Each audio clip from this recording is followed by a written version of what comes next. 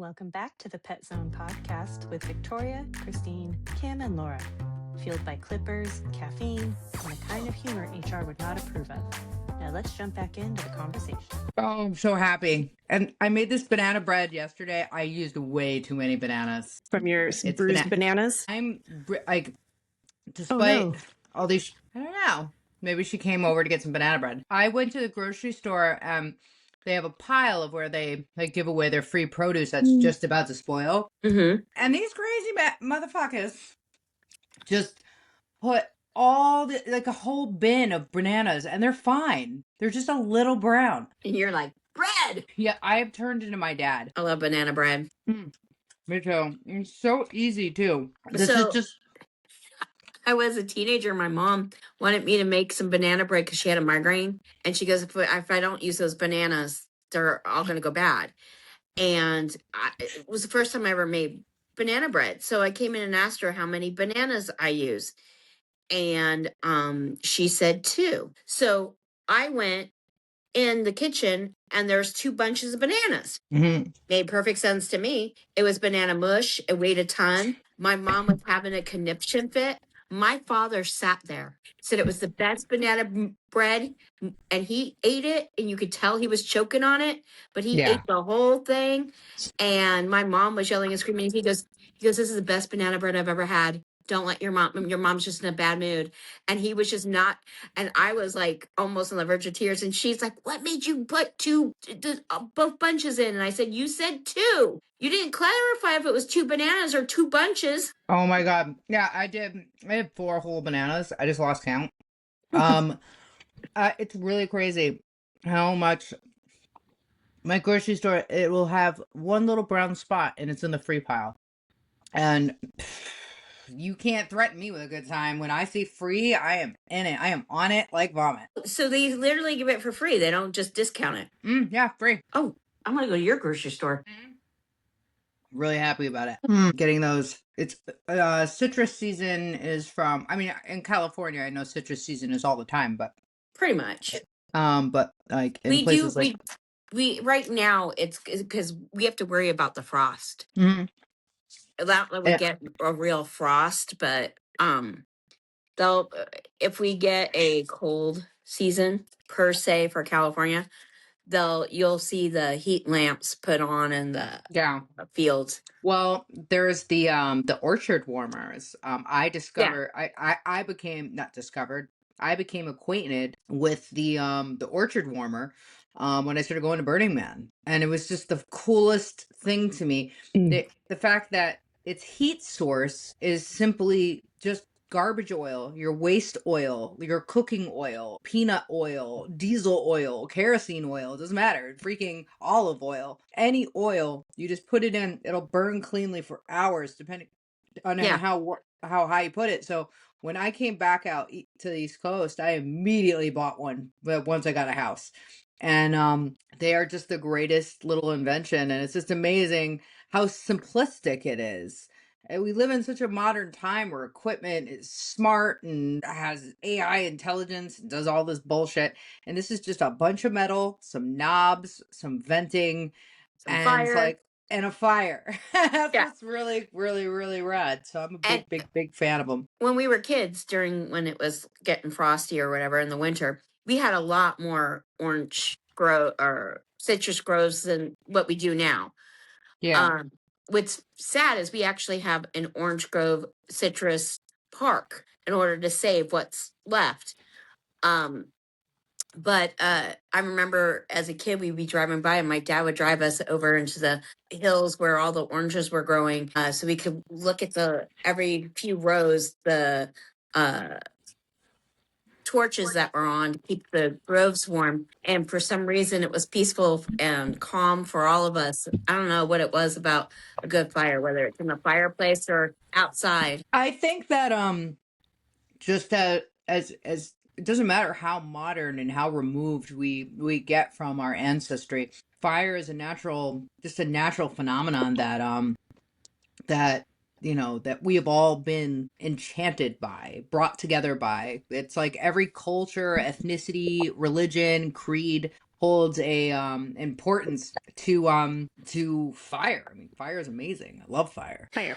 Fire is interesting, that's for sure. And there she goes again. Remembered I have Best Buy credit card, and so I have like $180 in redeemable points, like dollars. Like it's a bunch of $10 gift certificates. So like, oh, so I could essentially get these headphones for like nothing. So I Awesome. went in and just like a kid in a store, I don't go into stores very often, so it's really special when I do. The Meta glasses were Oh, staring I at had a me. pair. Mine got stolen. And they were staring at me. I'm so sorry. I just discovered these and I'm like, now I understand what all the hype stuff. The only thing that sucks is I accidentally picked up. So I was like, you know what? Once I put them on and I could hear the sound, the outside your ear sound, I was like, I could use these. These are amazing. Pardon me. So the only thing I screwed up on is I got sunglasses instead of the clear lenses. I ordered replaceable lenses so I can pop these out and throw in the new ones. But I'm just so happy wearing them all the time that, I like the fact that every crazy idea that pops in my head, I'm just like, hey, Meta, how many bananas is too many bananas for a 8x10 loaf of banana bread? I hear it. That is awesome. Both banana flavor, you can use 5 to 6 bananas. Using more than that might make the bread too soggy or dense. What is Like- great, when I had mine before my back injury, but when I had mine, I was grooming with them, and so people could see what I was seeing and Yeah. videoing. And So then that's what I've been doing too. I've made a couple videos and it's really, really, really cool. Now there's new Ray-Ban models that have the display and the screen. I'm not a first gen girl. I like for things to come out. I like That's for the how I am. population to do their thing.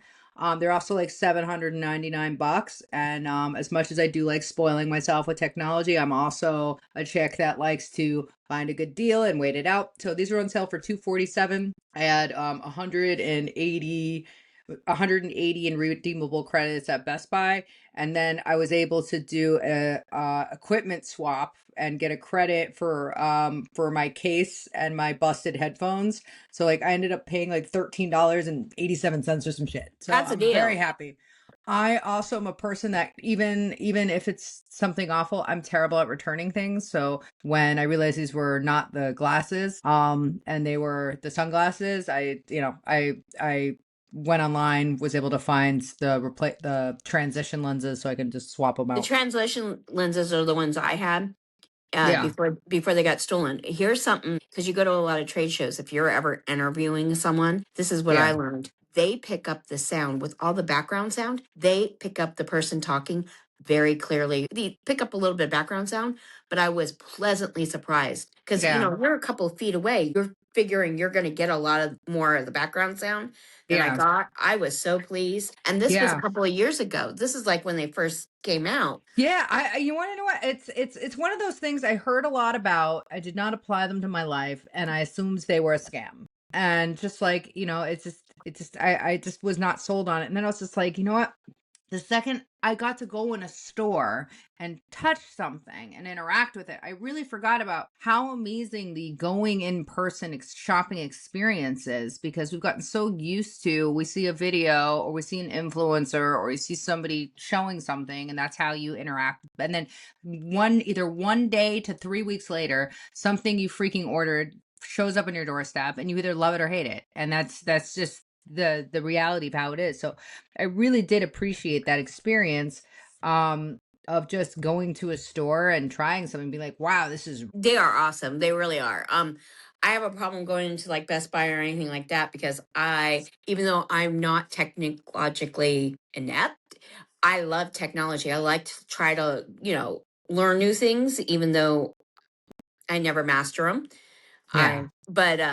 Those I absolutely loved, and I did some of the better videos came from those glasses. And then Yeah. when I broke my back, I had them with me, and I'm not even sure why I had them with me when I was in a post-acute care.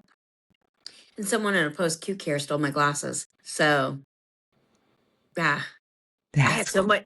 I had so much stuff stolen from me in a post-acute care. Sorry, Victoria, are you like checking in on your OnlyFans? No, my phone wouldn't stay connected, so I had to switch devices. Well, I can hear you now. Yeah, I could can hear you too. guys the whole Very time. nicely. I was like Dang, it kept freezing, so I gave up to switch to the iPad. Yeah. So yeah, that's why I'm all like freaking slick Ricky, like Joe Cool, because I love these things and I love the fact where I could just be like, hey Meta, how many bananas is too many bananas in a 8x10 loaf of bread? Well, I was wearing these because they were really dark, and Well, I we're all gonna started wear off with sunglasses. migraines. I love those glasses. It's crazy. I love those glasses. Those are great. I figured if everybody else is gonna have glasses, I'm gonna throw some on too. Yeah, dude, it's cool. I like it. We wear our sunglasses glasses at at night and during the day. Vicky, I didn't get a chance to show you. I showed Christine. Check out this tip I got from a client. It's got the butt flap, so I could be warm and pooping. That's amazing. I love it. It's got so this is what was funny about this. Really cool client. I love her. She's got a little Jack Russell that I hand strip. Super chill lady.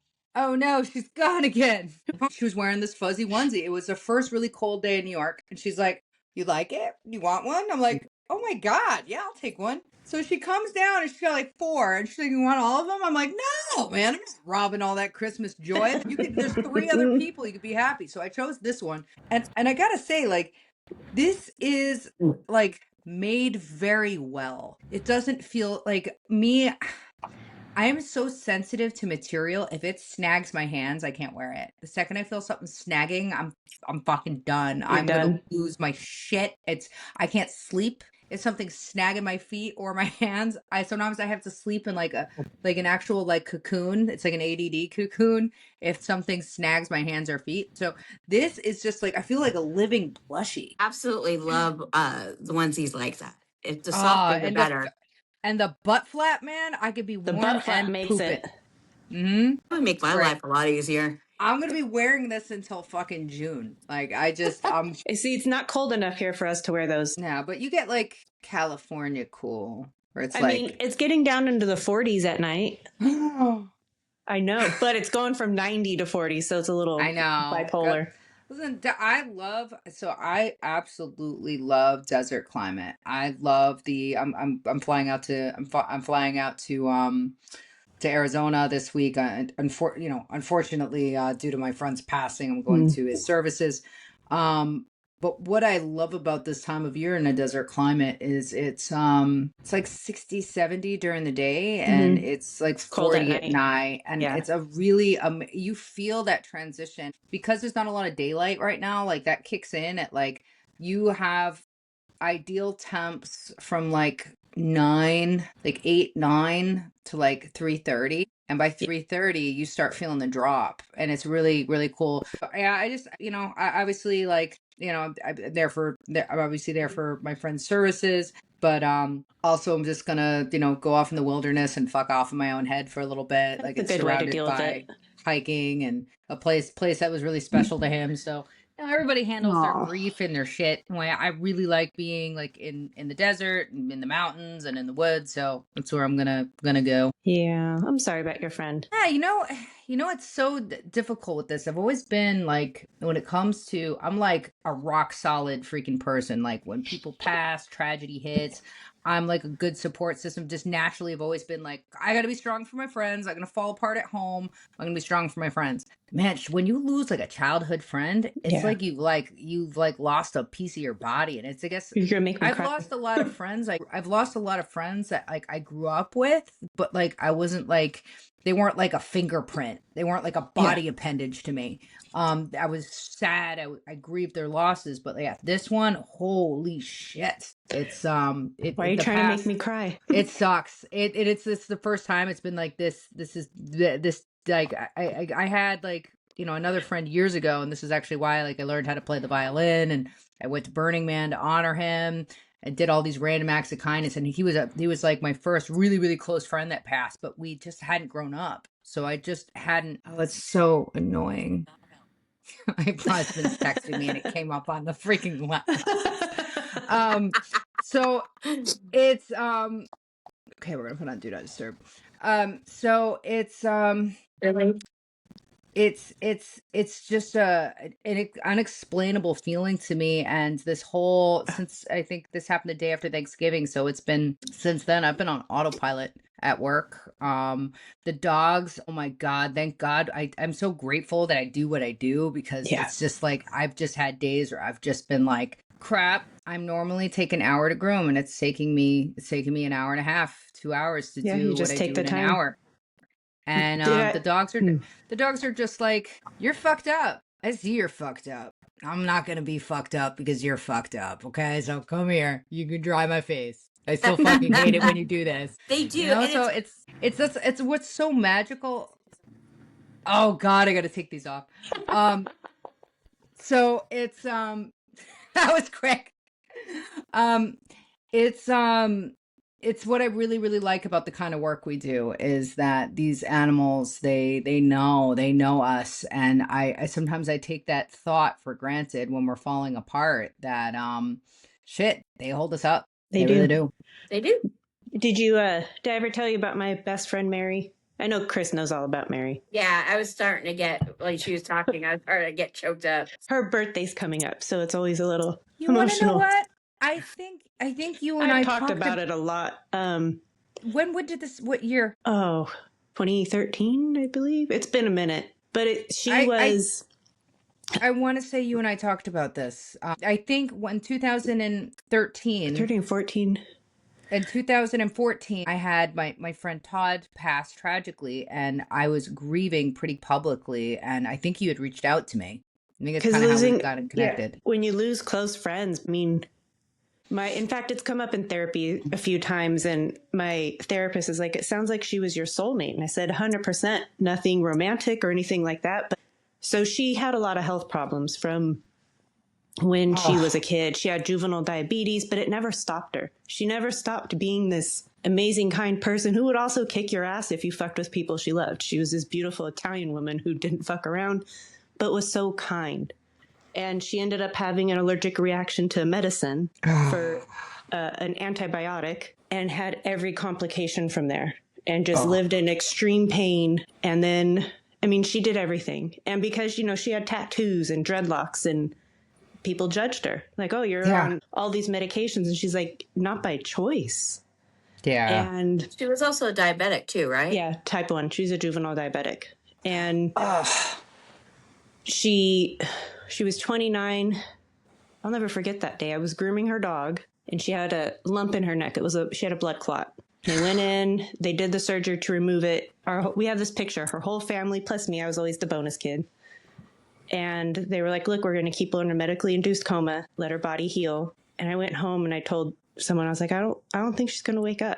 She knew she was tired. She was just like, everybody, in fact, I was grooming her dog. It was hard to groom her dog ever again. Oh, shit. She was like, everybody will be okay now. And I was like, no, I kind of joked like, no, we won't. And she's like, no, I don't want to outlive my horse, which, horse people understand.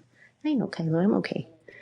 And that following, I want to say it was Monday, I woke up and I went into the kitchen, and I felt like my heart had stopped, and I fell to the floor.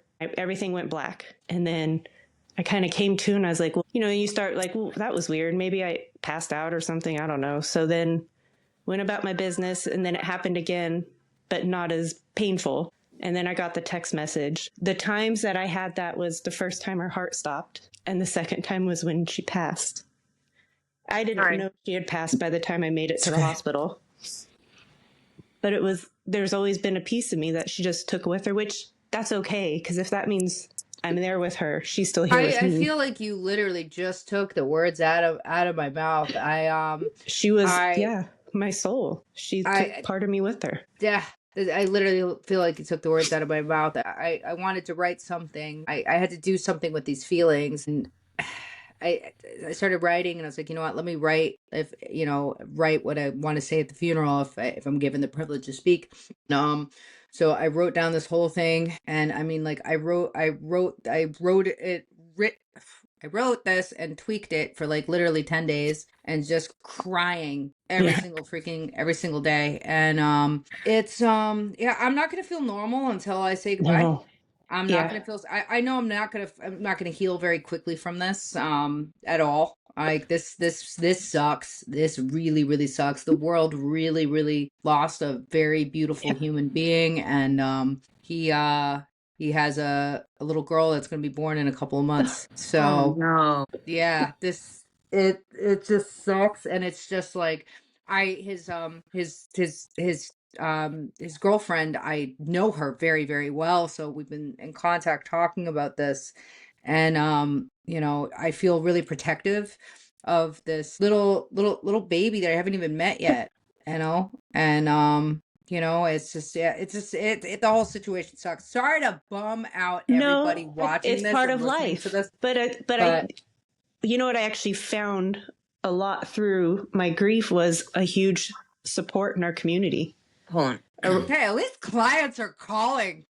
Yeah, On right. a They're like Sunday. on a Sunday. On a flippin' Sunday.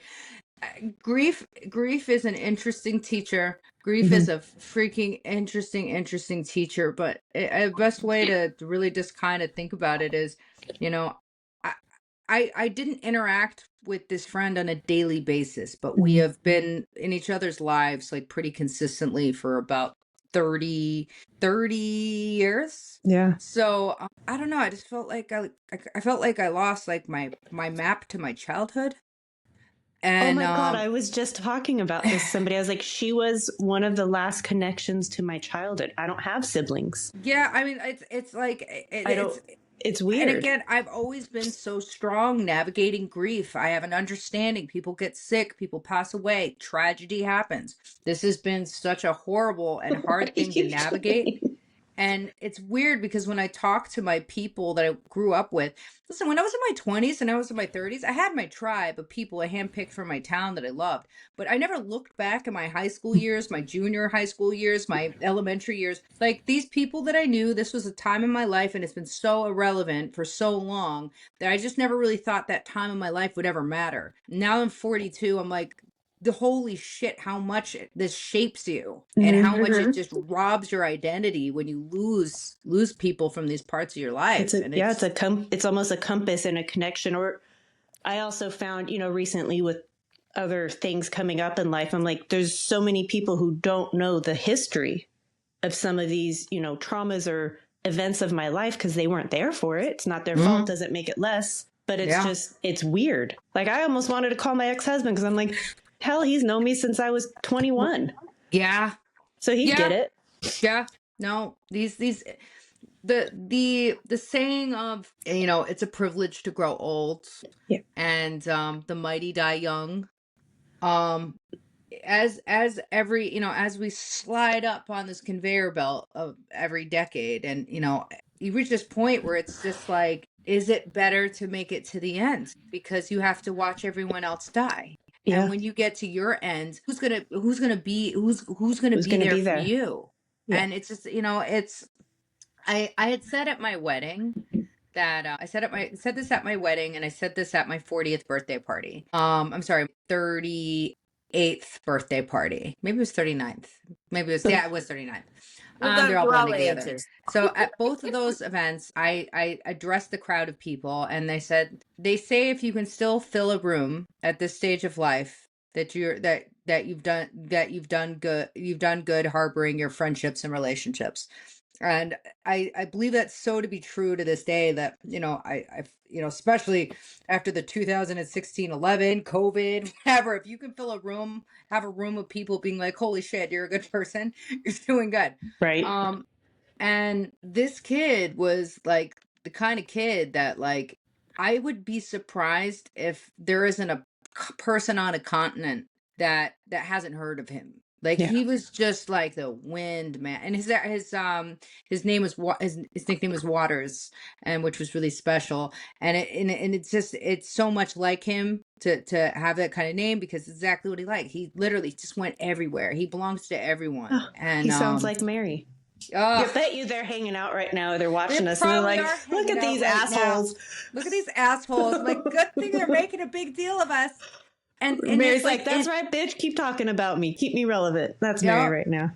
So it's insane in this final act that he's bringing all of his circles of his life into one place, like in the middle, in the middle of a reservation in Arizona. So I'm looking forward to being able to get that release. You were going to say something, Christine, and I just talked over you. Right after I graduated, I want to say a couple of years afterwards, someone I went to school with who was fighting diabetes as a kid. Ugh. And she would try to behave herself at home in front of her mom, but as soon as she got to school, she was candy bars, all kinds of things that she wasn't allowed to have.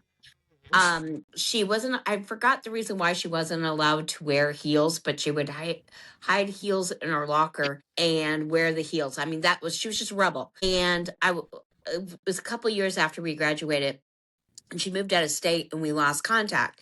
And I called one of my friends because I just got this feeling. And I said, hey, have you heard from Missy? And she goes, Missy passed 2 days ago. Oh. From diabetes. And I didn't think I was in my early 20s at the time. And I just kept saying, how does that happen? How does someone my age? And that was the first time that I could really grasp someone dying way too young. And it still to this day, like it bothers me. Like when someone that young dies, and she died of complications of diabetes. And Mary was 29. Yeah. You know what? When we have your friend Laura on here, I think the diabetes type 1 and type 2 would be a very interesting discussion. I absolutely would love to talk about it. I would absolutely love to address it because I'm going to butcher this. I'm going to butcher this doctor's name, so I'm actually going to look it up. But I learned most of what I needed to know about metabolic disease from this doctor. I believe he's in Washington. Yeah, he's in the Washington D.C. area. He was good as what he did. He dealt with stents and diabetic patients. He was very good at his job. And after 20, 30 years of seeking the same patients, he's like, they're on the metformin, they're on the drugs, they're on the insulin. Everybody's still sick. I don't like this. He cracked into nutrition, started leaning on more natural, grounded, root cause things. And he got his diabetic patients to fast and to change their eating habit, cut carbs, do ketogenic diet. Now, it's not a one size fits all thing. No. Every No, it's not. body is very different, and every body deserves to be assessed as an individual and not be given blanket advice. 100%. But nutritionally speaking, a lot of these things can be drastically reduced, and this is also a burden that is also happening with our dogs. So Yes. it's yes. it's I would be an absolute pleasure. One of the classes that me and Sarah taught was our baby Ow My Back, and we talked about everything from the nutritional side, fasting side, exercise side, metabolic disease. I don't like looking at like my hands hurt, my back hurt. What exercises and stretches can we do to fix that? Like, no, a lot of times I don't even criticize people and give blanket advice. Enter into my phone what you eat every day. And I was like, don't hold back. And a lot of it is there too much omega-6 in the diet. Having some omega-6 is important because inflammation has a purpose. But if you're in a constant state of having inflammation, yeah, your hands are gonna fucking hurt. No matter how cool your scissors are, no matter how much assistance and help, no matter how aerodynamic shit is, no matter how many stretching exercises, no matter how much you do PT and the chiropractor, if the diet is shit, the life is also going to be shit. Yeah, just with me with having, fibromyalgia, there is a big difference with when I have any type of carbs, or too many, I should say, processed foods and grains, which all cause inflammation. Yeah. But sometimes I really need that sugary drink and I like it, so I know I pay for it and it's justified. Yeah, so me and Sarah could quite honestly present to you and do even on-screen presentation and talk about this subject at nauseum for a minimum of 3 hours without stopping. It's funny because I was just talking to a friend who's switched. I don't know if 100% switched, but she went to a doctor who's a naturopath doctor, and she started 8 months ago. And she's like, what do I have to lose? Because the regular doctors, all they're doing is giving me another medication, and that medication's giving me side effects, making me feel, if it's not making me feel better, it's making me feel lousier. So she tried it for 8 months and she's feeling great. She's doing great. Everything's great. And she was talking to me and she was giving me a little bit of education. So I am in the new year going to be driving to Arizona to go to her doctor just to give it Nice. a try because Can't hurt. Nothing can hurt. and a lot of it has to do with the supplements. There's a lot of crap in our supplements. Oh Um, yeah, Oh, yeah, and yeah. it's not regulated. no, it's not. I literally I don't know if you guys are familiar with Brian Anderson. He's the most measured man in the world. He's a nutcase. But with nutcases comes great science. And what I like, his brand Blueprint. This is just a supplement mix. I got really sick and tired. I had great supplements, but I was taking 38 pills a day. I felt like Yeah. fire. I felt like amazing. I felt the best in my health. And again, I'm a psychopath. I do my blood work like every 70 days. So I have an understanding of what I'm doing to my body, and then I have the proof, and then I'm able to sit down and I'm able to compare. So that is a big amount of power, but I was taking so many pills. It was really unsustainable. I was doing Grunes for a while. That was really expensive. It is a very balanced, great gummy. Doesn't spike the blood sugar. But he was doing the same thing, except he's a billionaire. So he formulated, tested everything to make supplements that were stacked properly. For example, we know that iron and calcium can't happen together, that certain micronutrients will compete for absorption. So everything kind of needs to happen in a certain way. For example, this thing is the longevity mix.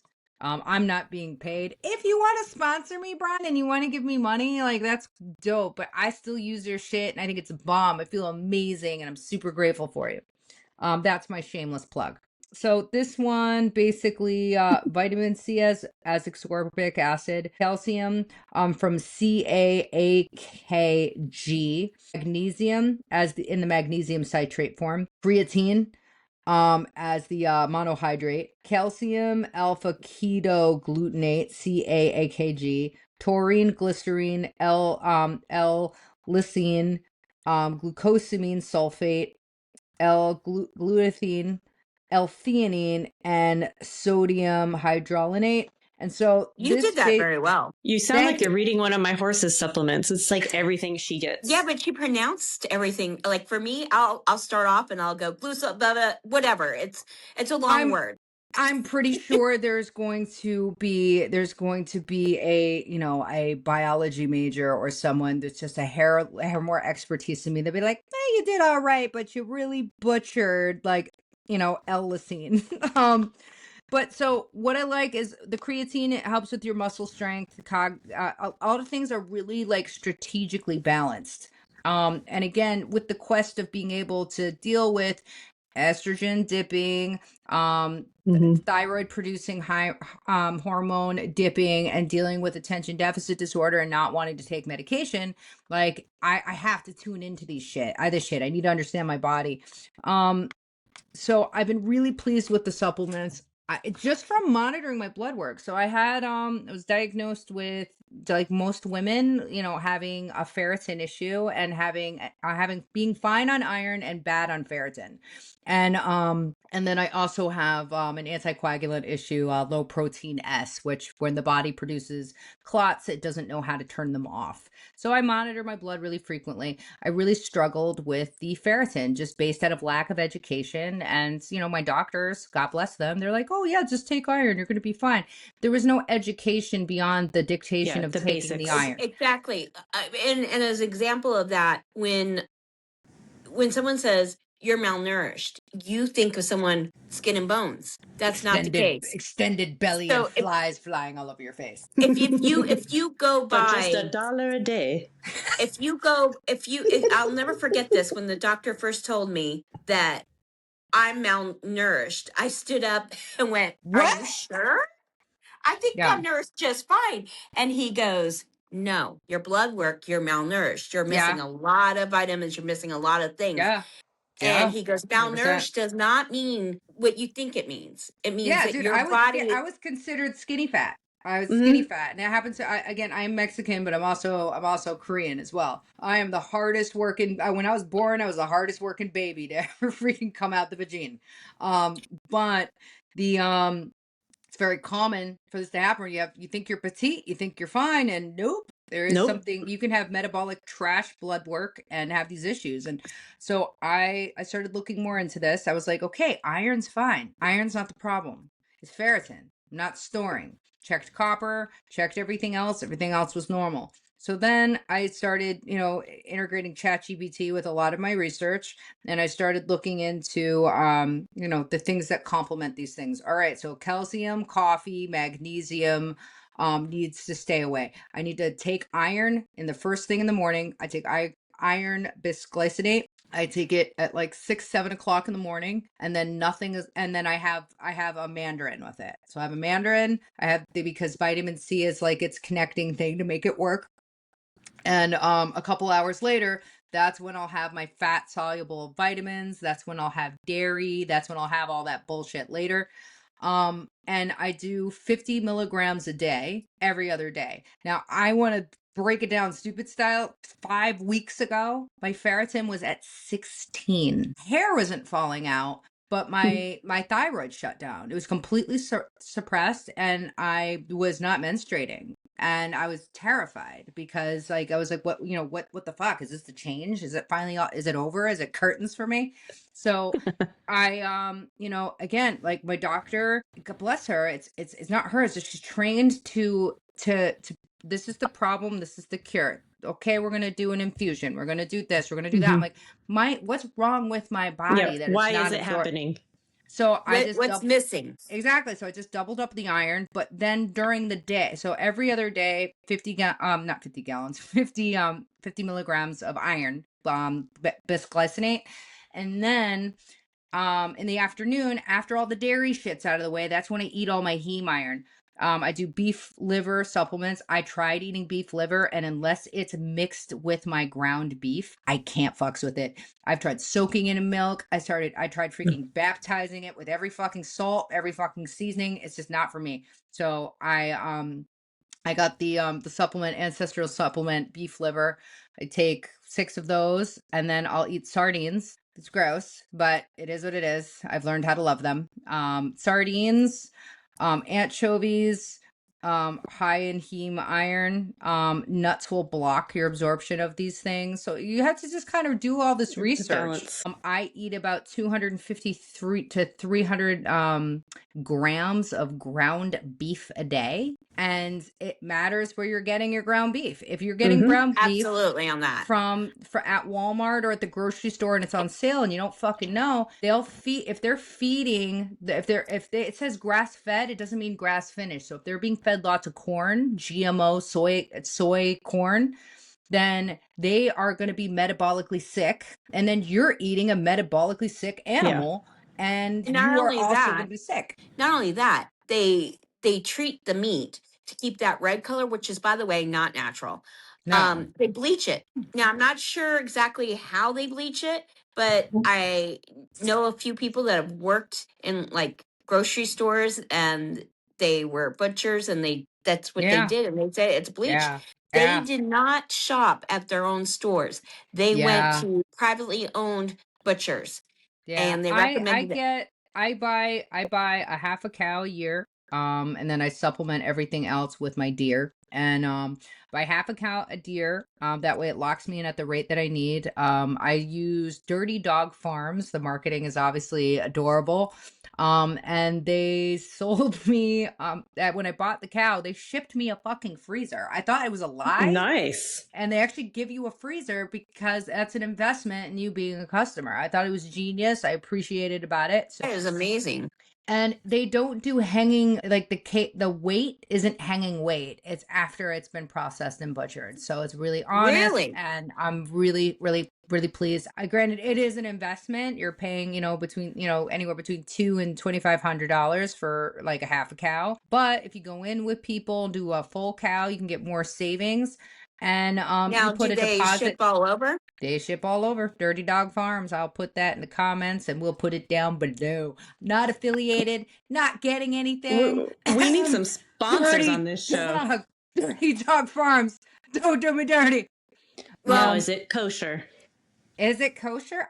You know what? I don't know. Not that I'm a good Jew. I'm a bad Jew. I'm a very bad Jew. Which, by the way, as we're recording this, tonight is Hanukkah. Oh, okay. Happy Let me ask. Hanukkah. Hey, Meta, is Dirty Dog Farms kosher? She's not talking to me. She's like, you're out. Hey, Meta, is Dirty Dog Hey, Meta, is Dirty Dog Farms kosher? Hey, Meta, have you quit on me already? Shit, she hates me. She hates me. Hey, Meta, is Dirty Dog Farms kosher? I mean, technically, it just needs to be, not full of all the crap, and it's basically kosher, If you're looking for as far as kosher I'm concerned. information, you can check with kosher certification. It is not listed on the website, but like they are so personal. You can message them, be like, yo, are you kosher? Well, I mean- and he'd be like, and he'll be like, shit, we're gonna do it. We're gonna do it right now. It'd be smart of them too. Yeah, dude. And you message them, you're dealing with real people.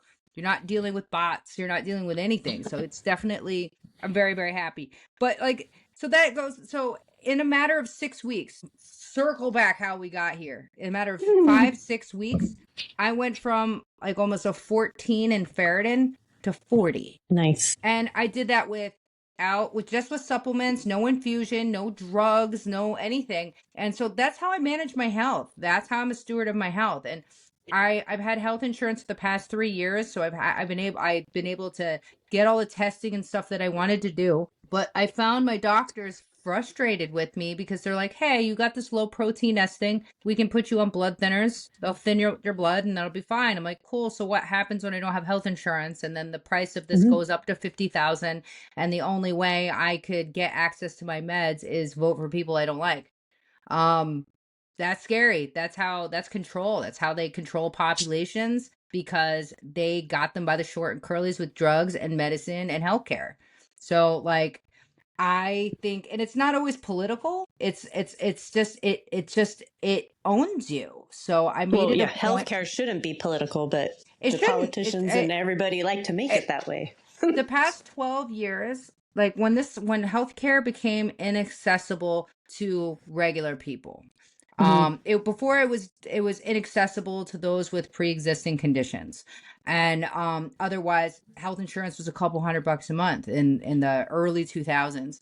And when the ACA came out, all of a sudden it was 400. And I was like, shit, I'm not gonna, when you've never paid this and then had a deductible, I didn't even know what it was. I was like, I'm out. And I didn't participate in the scam for many years. I'm now old, so I signed up for a couple of years. And everybody, I'm at a time in my life where I'm listening to all the static of everyone upset, those that are poor, those that had subsidies, those that are rich, those that are in the middle.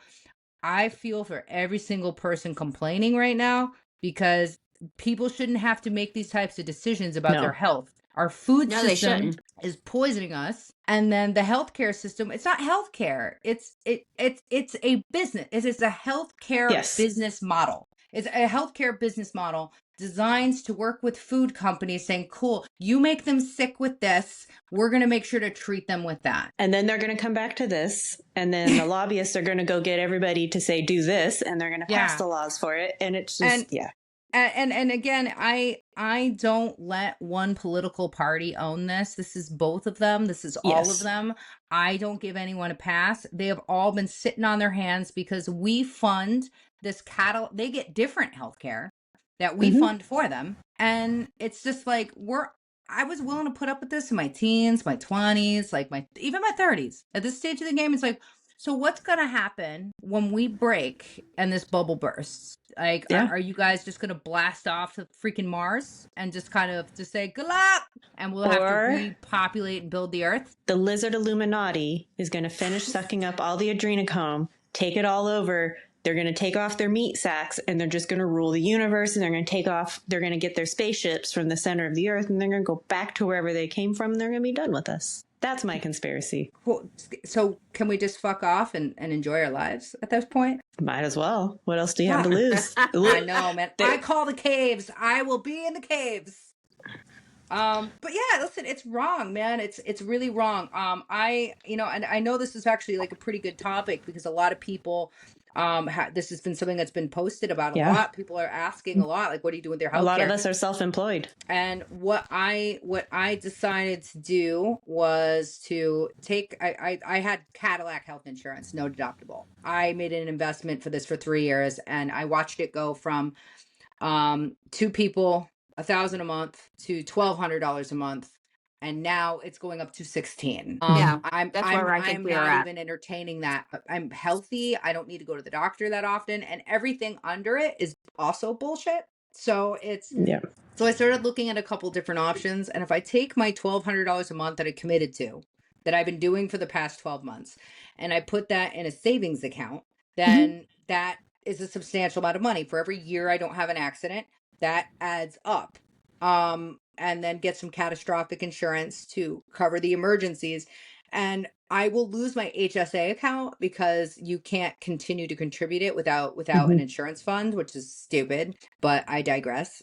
Then I would take it and put it in a high yield savings account instead. So Yeah. I already talked to my doctors. If I were to get pregnant and had to give birth in a hospital, it's a $10,000 cash. Isn't it funny that it's Yes. $10,000 without insurance? And But it's it's a about lot more with it. $90,000 with. Imagine if we ran our businesses that way. Like, how much is a dog grooming? Give me some pay stubs, and I'll tell you. Give me some pay stubs. I'll tell you Yep. exactly how much it is. Like, The cash how price is or this the other price? acceptable? How is this even acceptable? So that's what we decided to do. And I have a Care credit card, so I'm not like being completely irresponsible with this. And again, I would say that do some quick math with this. Wow, that was wrong. Extra zero. So yeah, it would be $14,400 a year. What I already put into HSA account currently, while maintaining that 1,200 for two people is it's like 8,400 a year is what you can put in the HSA account. And so I would be able to put aside 22,800, obviously this is two people, annually for our preventative care and for our emergencies. Now, if an emergency happens the first year, that's some trouble. But say nothing major happens, and we do a lot of preventative health care. 6 years, that's $136,000. So if you keep on doing it, this might work. If I was 20 years old, that's what I would have been doing. I think in my 20s, I thought healthcare was a hoax. I couldn't think about health. We don't know any better. I was No. sniffing blow off a blade of a knife back then. I wasn't thinking about preventative health care.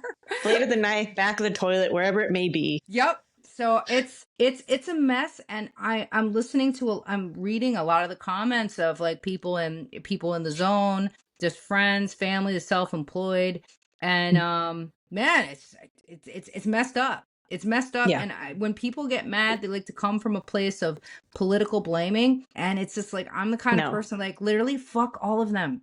They get the best don't care. healthcare.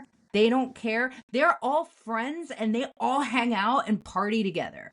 Yeah. And so they put on this show that they're fighting for Americans and this, that, and the other.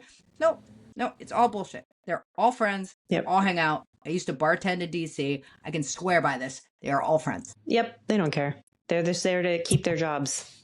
Exactly. So yeah, so it is my hope that we can go back to some kind of decency as a people that, hey, listen, healthcare kind of can't be a business all the time. Let's figure out what things are a business thing. Like, look at LASIK. Okay, so remember when LASIK used to be like 11 bajillion dollars? Then they stopped allowing insurance to cover it, and now it's back to $700 an eye. Yeah, I Is mean, it that cheap now? yeah. My Not cheap. ex-husband and I have always been self-employed, and we both noticed, Hey, need Meta, a back MRI. how much is LASIK in both eyes? Standard care? God, these glasses are too much fun. They should sponsor us too. Oh, gosh. Cancel, Meta. Hey, Meta, how much is LASIK in both eyes? Dick in both eyes. It said laying dick in both eyes. Oh my God, this is terrible. Is that going to be part of Sweet Treats? Lame dick in That's both also eyes? another business, a part of Sweet Trick. Okay, some things you just have to ask. We're just going to ask ChatGPT. Hey, Chat. I'm Googling. Hey, I got a quick question for you. What is the cost of LASIK generally in the United States right now? Absolutely. Is everybody just failing? Okay, well, Google's AI overview said LASIK typically range from $1,500 to $3,000 per eye, but I'm also in Southern California. Oh, yeah, everything. I'm just going to ask him. I'm going to type this out the old-fashioned way. Let me just get my horse-drawn carriage. How much is the national average of LASIK eye surgery? Okay, searching the web. So you're right, actually. So I was wrong. It's not 700, 800 eye, but so it's 2,200 to 2,600 an eye. But I'm actually curious to see what that rate But was in 2021. yeah, I mean, there's also some I'm seeing here where it's 1,000 to 1,500. So I think it all depends on where you're at. Yeah, but I mean, so at one point it was a lot more, and that's when they were able to bill it to insurance companies. You know, when so this tripled in price since 2021. This was a lot less back then. It was under $1,000, depending on the severity. It was anywhere from $800 to $4,000 per eye, depending on clinic, tech, and prescription. A common national figure from 2021 was about $21.32 per eye. So there has been some increases, but we all have this common understanding that when health insurance is involved, and this is happening in veterinary medicine, when they get to take something and bill it to the insurance company, they're going to fudge it and make it a little more expensive. So they've driven up the costs of everything, and it's just not an honest system anymore. They're doing it in the veterinary community, an IV bag, medical waste fee, all this shit. Like, all of this is happening because there is no honesty between the healthcare and the insurance thing. I don't want to just demonize insurance companies. It is the healthcare model as well. They're billing a shit. You want to see a grown woman or man sweat in real time? Ask for an itemized fucking list while you're standing at the counter. You notice how they never want to give you your bill when you're right there? Yeah. Like, hey, I would like an itemized list, please, of what was done to me today and the estimated costs. Oh, we're going to send it to you. I'm like, yeah, no, I don't want it to be sent to me. I would like to have it right now. There's a law that states you need to right now. Also, when you're like, can I have the estimate for this? Is that cash or insurance? Yep. Like, it used to be to get an MRI. I mean, how much were MRIs when you go through your insurance? $1 gazillion. Tell them it's cash, it's $500. Yep, exactly. So it's just like, this needs to stop. This is wrong. Like, it's, again, the insurance company. And again, I'm smallest violin playing for the insurance companies, but at the end of the day, it is funded by the people paying into the plan. So if everyone had to use the plan, it would bankrupt really quick. They've added on a lot of different things and procedures and things that are now billed to insurance that weren't always covered. And now that a big chunk of the population is using insurance, like, look at what they've done to young people. Used to be young people paid into insurance, middle-aged and older people would be the ones using insurance. Now you got all 7 generations using the insurance. I have literally friends that are like 19, 20 years old that are on like 4 or 5 different prescription drugs. And they have all these different autoimmune disorders, like legitimate things. Some of these things can be corrected with diet and exercise and everything, but some of them are just the genetic crapshoot of a lifetime, and they need care. So it's like it's a mess because they're a mess. The mess has started from greed. From some, as much as I love capitalism and I love America, not everything has to be a fucking business. No. Not everything has to be business. Well, even just health insurance. I mean, look what happened here with the fires we had last January. I don't know how they're going to pay to rebuild all those properties in Malibu they can't. Yeah. No. They're not. And they're not. That's part of what happened is the insurance companies a month before it happened, because California wasn't abating correctly. And I understand why the insurance companies pulled out, but because they saw the writing on the wall, but at the same time left these poor people with nothing, and they've lost everything. I can't believe that was a year ago almost. I can't believe it either. And it's not quite a year. Almost. Yeah, almost. And what was nuts is the amount of insensitivity that was going on around the time. Something that was really, really hard to watch is commitments in businesses that had things planned to happen in California. We're literally like, It'll be fine in 2 weeks. No, they're not going to be fine in two No, weeks. no. Whatever you're doing needs to stop. You need to not visit. You need to not shop there right now. They don't need that. They need fucking FEMA. They need money, resources. If you're not flying there to help, shut the fuck up.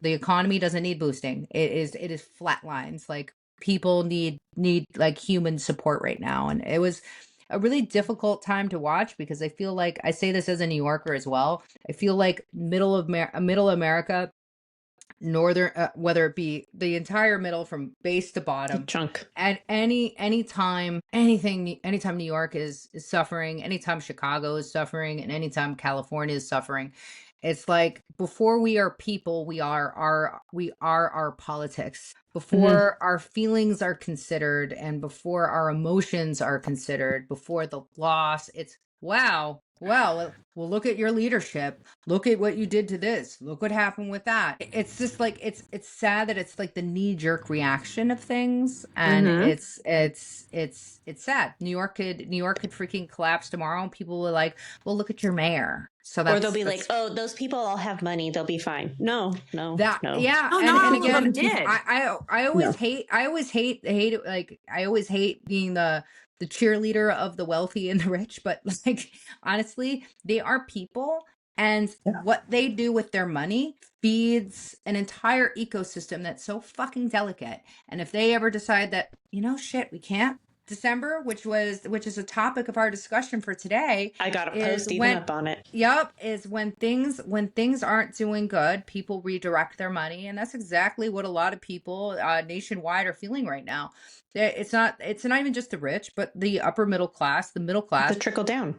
It's a trickle down, and people don't like to have this discussion at all. Like when it comes to my clients of lower economic activity, they know how to navigate hard life. They know how to navigate life without credit cards, without savings. They say, cool, I've been preparing for this month for 5 months. We're ready to go. And they plan their highlights and their eyebrows and their nails and their dog grooming. And they said, cool, I had you shaved down low in September. And I've been brushing and combing in between, and we're ready today for Christmas pictures. My dog's going to look like a respectable human puppy. So as we get into this year, I would say the shutdown, the inflation, and I don't care how much people try to gaslight me that it's better or it's not as bad. I don't care what the news says. I live in the real world of watching things go up. I have to order things. I have to buy things. I keep records of things. Absolutely. I know what everything fucking costs, and when it goes up 50 cents, and the math is not mathing, and I cannot increase my prices next year. That is a reality. So I've learned that the insurance companies, they again, this is the difference between a small business owner and a company. A company has their analytics team goes up like, all right, so we have to raise everything 13% in order to thrive and this, that, and the other. And what we do is we do the math and like, man, fucking Cindy's fucking husband just got furloughed. Her kid is going through a really bad time right now. I know they can't afford this right now. I'm not doing that to them. And that's if they're in a brownstone or if they're they're in the boogie down Bronx. It doesn't matter to me. They're all people. And whether your rent is $10,000 a month or $10 a month, when you deal with everything around you getting raised, a small business owner, your hairdresser, your eyebrow person, fucking sometimes even your mechanic, your dog groomer, your trainer, they're going to be like, I know they can't handle anymore. So I'm navigating 2026 with probably more spiritual gratitude and prayer than I have since I opened, because even though I got clients and I'm stable and my clients are generous and they love me and they care about me and my staff are amazing too, the reality is the bills have increased and the costs not increasing is gonna suck. It's gonna suck bad. Well, it's gonna hurt. You also have to find the balance, because I understand what you're saying, because I'm kind of in the same boat. I'm on the higher end of what gets charged around here, but that's because I'm supporting a business that's my employees are W-2 hourly Yeah, employees, you don't have and to in explain order to yourself. You are running. You're running a business. You're running a you're running a for-profit business, business, so you have to. and Yeah, you have to have it coming in. But at the same time, yeah. I've got customers that are struggling too. Everything's going up for everyone. But at the same I time, had I'm looking at clients it. that had to pick between Thanksgiving and Christmas. I had clients that were like, Yeah. "Hey, why don't we do December 12th?" These are people that pre-book Yep. for the year. I've watched them get married, have babies, have dogs pass, they get new ones, get a bigger car, get a smaller car, somebody gets cancer, goes through treatment. Like this is 11 years of life that I've watched. And And they'd be unfortunately, right. my husband and I were talking, and he's like, we need to be able to raise prices so we can cover the cost, but at the same time, we're on the higher end of this, Mhm. and because we actually do our numbers, we actually run it like a business, where a lot of shops will call up the shop down the street. They guess So $5. if I Yep. if How I, much would you charge for a Great Pyrenees? Well, they'll call up and go and pretend that they're a customer.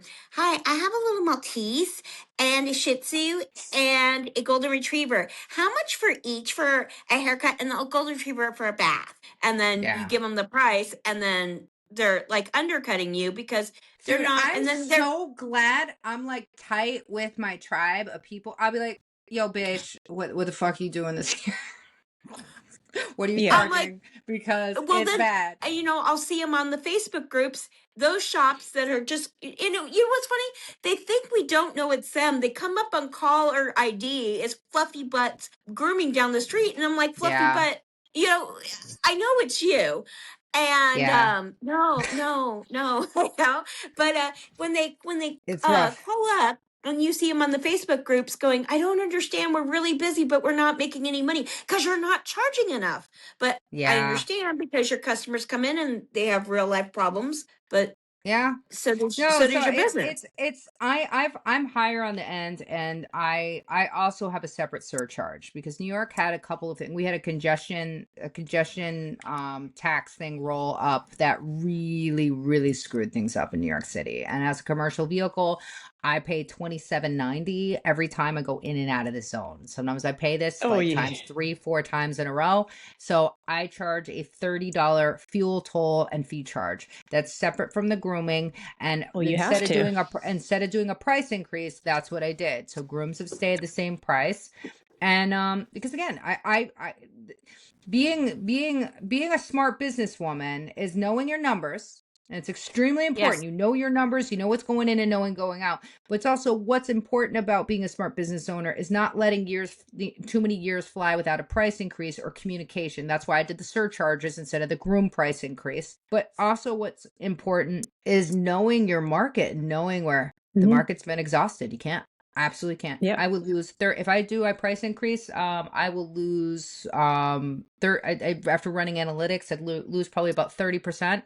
And yeah, people are moving and coming in, but then that takes 30% is a big Oh, jump of having to yep. entertain new people on an established business. That's scary. That's one thing for my staff. It's a very different thing for me. I've been running a couple of ideas of what to do to negate this. When I first opened, Same here. I had when I first opened, I had a groom rate and a tidy rate. If you were on a 4-week schedule, you got you got a less rate. I have been doing 10% off all new clients, and that's actually been super helpful. I was thinking about doing pop-ups where if you have this specific breed, like I wanted to do more for the smoothies. So like your Those are fun. labs, beagles, chihuahuas, etc. The easy You got a ones. smoothie and just have it like, cool, we're parked here. We're not coming to you. You can come to us. It's $125 smoothie special. And again, no fuel fee, no nothing. It's just $125 straight. Yep. If you're paying cash, we'll cover your sales tax for you, stuff like that. Just to kind of give people the ability, because again, it's nice having your nose up in the air. And I'm not saying anyone in particular. It's nice being able to be like, I'm a luxury business, but you isolate yourself if you don't try to connect with all people. And if you don't try to it's accommodate everyone. And Exactly. some, You know, Tiffany's isn't invincible. The Louis Vuitton isn't invincible. Like it's again, I'm glad that the decisions that I've made up until this point have allowed a little bit of grace to hold myself up during a challenging time, because I absolutely 150% cannot raise prices. I need to decrease costs. So Yeah. I negotiated with my Vans insurance company. I negotiated with my treat vendor people. I changed toy vendors. I changed where I'm getting my bags from. I periodically I'll go from, again, you know, I love getting accessories from certain people, and sometimes it's like, cool, you want to know Yeah. what we're doing? We're going back to bandanas and we're cutting them up and we're switching it up, and Yep. that's what we do. You know, so I just kind of ran analytics. I combed through every reoccurring expense, personal and business, and was able to free up, you know, a substantial amount of money to make this somewhat okay. And I don't want to fake my face. I really mean somewhat okay. Well, yeah. And it's, you know, it's the reality of things. In terms of something I know we were all going to discuss, and we've been leading into talking about how busy it is. And Mhm. I know we're all established business women, so I've got reoccurring clients that are booked, so like I'm not hurting. My staff again, some of them have like a pretty substantial schedule. I do have a new groomer that I took on. I had an assistant that I promoted to a groomer, and everybody's best way to put it, everybody has what they need. No one has what they want. It's not the A- usual where Christmas time you yes, get all this your extra and your you're just cup raking your it cup in. is how your cup has been. The reason why this is nerve-wracking is we all know that December, when your cuppeth floweth over, it's not because it flows over Gets you with to you. January. That supports January, that supports February, and that supports March. So I have been looking Pro Groomer Network, Mobile Groomer Zone, all these other pages. And again, some poor brave soul every single freaking day is like, hey, is anybody slow? And it makes me happy to see them supported with other people that are being honest. But then there's a lot of people like, nope, I'm busier than I've ever been. There's no problems. It's like, you know what? Like, not helpful. Not helpful. I like it's hard enough to admit that you're scared and you're vulnerable, but just to kind of like, no, we're so busy, I Have can't your deal with face rubbed it. in it. Yeah, well, Well, and yeah. you know, I have a lot of groomers to support, and I know you even have a team of 6, right? no, 8 groomers, eight and a half ish. And then 2 bathers and a receptionist. We actually need more bathers, but and then my husband and I. So we support all these people, and we're Yeah, a busy that's shop.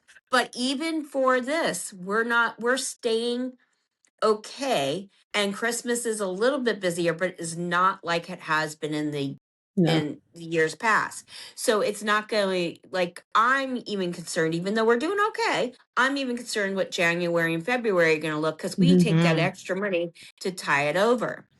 And I know there's shops around me that have been, complaining about how slow. Supposedly there's one that closed down this week, and I was told it was one, it wasn't. I actually, that's not good news for me. Everyone's sitting there saying, oh, that shop closed down, that's going to bring more business to you. Yeah, it will to a No. point, but it's sad that another shop closed down. So, because that doesn't mean like that's going to necessarily bring you the business. It means, what was the reason why it closed down? Were they Yeah, bringing their prices too low and they couldn't pay their bills? which And is a reality, which is a big it wasn't, reality. It's happening to a lot and of people. and that's never a good thing when a business goes out of business. You might take it that way, but it's never a No. good thing, because it doesn't Yeah. mean that you won't be affected. Well, also, a lot of people don't seem to understand, and this is whether you're in a town with a lot of federal workers or a military town. There are, like, for example, New York has tens of thousands of federal workers, and so when these shutdowns happen, they're not like oh, it sucks for this period, and then the money gets activated, and it's just like that. No. It can take 3 to 6 months for normalcy to be restored when people get furloughed, and people at the end of the day, when they have to choose between dog grooming or Christmas. Right now, I'm seeing it. People are having to Yep. choose between dog grooming and Christmas. People of all income brackets are overextending themselves on credit cards, and when it comes to dog grooming or Christmas, Christmas is winning. Yeah. This is the yeah. reality of it. I would normally not be able to be working like 3 and 4 days a week, and I'm able to work 3 and 4. They're long fucking days. They're very long days, but they're 3 to 4 days a week. Normally, I could have worked 5, 6. Yeah, And granted, nonstop. that's a time of excess, and I'm in a place where I'm comfortable enough to be happy with what's on my plate. But it is definitely worrisome. I do commend people that are brave enough to be honest and speak out about, what their circumstances are as employers or even just employees. And it takes a lot to be able to admit that, because again, as small business owners, like, we take a lot of self-blame and reflect inward, like it's our fault that we're slow and we're not busy and stuff like that. So it's definitely, we are getting phones ringing off the hook, but people are definitely shopping around. Yeah, People they are are shopping around. definitely shopping around, and they're just like, ooh. All right, we'll pause the conversation here. It'll continue next week. Please give us a follow on Facebook, Instagram, TikTok, and YouTube at Pet Zone Podcast. Have a crazy customer story, confession, or just something else you'd like to share with the show? Please feel free to email us at info@petzonepodcast.com. Don't be shy. We can keep you anonymous if you like. Also, if you're a professional pet groomer, please feel free to check out the Facebook group, Mobile Groomer Zone. And most importantly, don't forget to subscribe, rate, and review the show on any podcast platform you're listening on, and share it with a friend. Until next time.